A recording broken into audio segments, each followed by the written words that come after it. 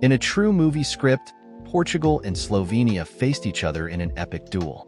A match marked by tension, defensive strategy, and raw emotions. From tireless crosses to decisive penalties, with Cristiano Ronaldo and Dogo Costa starring in moments that will go down in history. Don't miss our full review of this heart-stopping game. Press play, like, subscribe to the channel, and activate the bell so you don't miss any details. The background game was something phenomenal, with an absurd drama, worthy of a movie script. Portugal against Slovenia.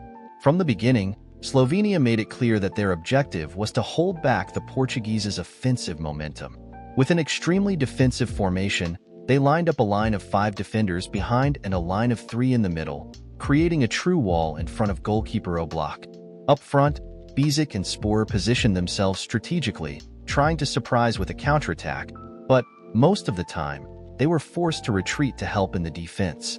Portugal, in turn, took the initiative from the opening whistle, pushing Slovenia into their own field. The strategy was clear.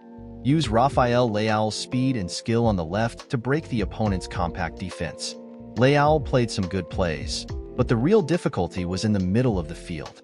Bernardo Silva and Bruno Fernandes, the team's main playmakers, were unable to free themselves from the tight marking. Vitinha, normally a key player in the offensive transition, was also nullified by the disciplined Slovenian defense. With the main playmakers well marked, the balls did not reach Cristiano Ronaldo with quality. Portugal insisted on looking for its top scorer, but he could do little. Ronaldo still had the chance to take 3 or 4 free kicks, all over the goal, but a really dangerous finish didn't happen. With this firm block by the Slovenian defense, Portugal ended up resorting to a more direct strategy. Crosses into the area.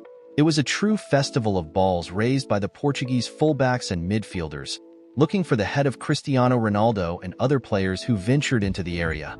However, Slovenia's defense, well-positioned and disciplined, prevailed in most aerial disputes. At the beginning of the second half, coach Roberto Martinez decided to make a tactical change to try to unlock the game. Vitinha, who was unable to play with the same ease as in previous matches, was replaced by Diogo Jota. Bruno Fernandes was dropped back to help build the plays, while Jota came on to provide more offensive presence alongside Cristiano Ronaldo. Unfortunately, this change did not have the desired effect.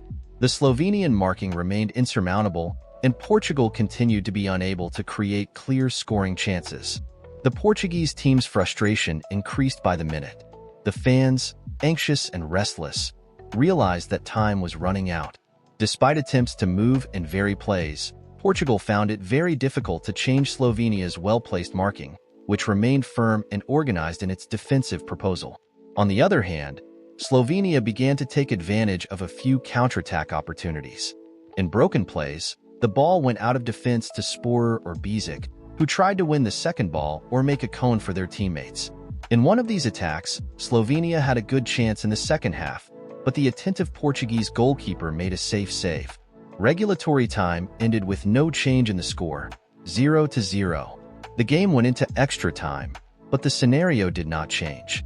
Portugal continued to press, but ran into the solid Slovenian defense.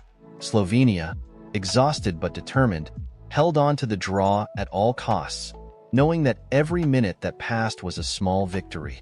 Extra time also ended goalless, and the game headed towards a dramatic penalty shootout.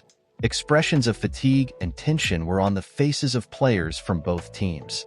Portugal, favorites and with the pressure of a great performance, knew they were about to face a lottery.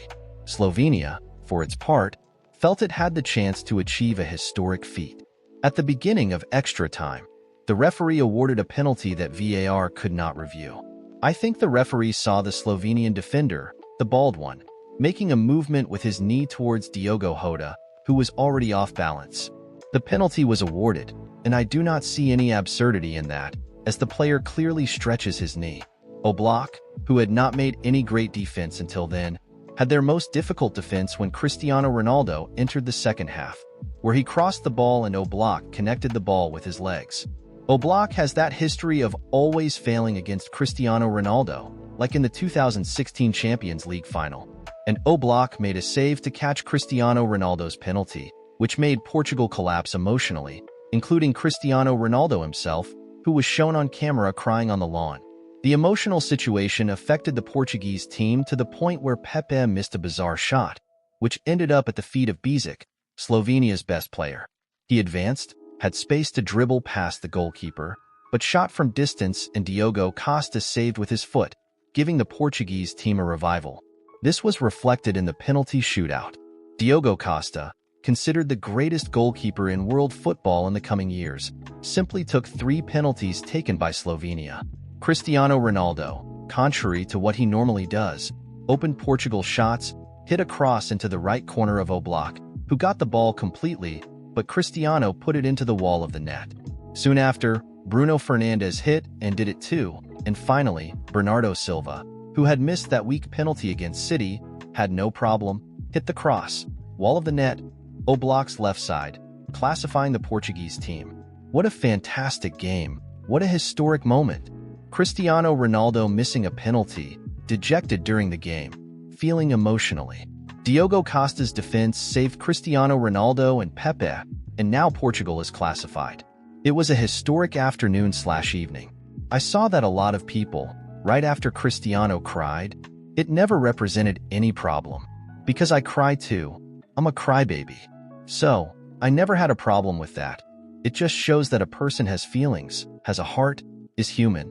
It was surprising to see Cristiano, with all the focus he always had, showing this emotion on the field. He took his penalty well, because if he had taken more or less, Oblak would have taken it again. Portugal is classified, and on Friday we will have France and Portugal, a game worth a place in the Euro semi-finals. Now I want you to comment on what you think of Cristiano, Portugal, France, and what you think will happen. Leave your comment, give a like, subscribe to the channel, activate the notification bell, and share the link to this video. Thank you so much for listening. A hug. Bye.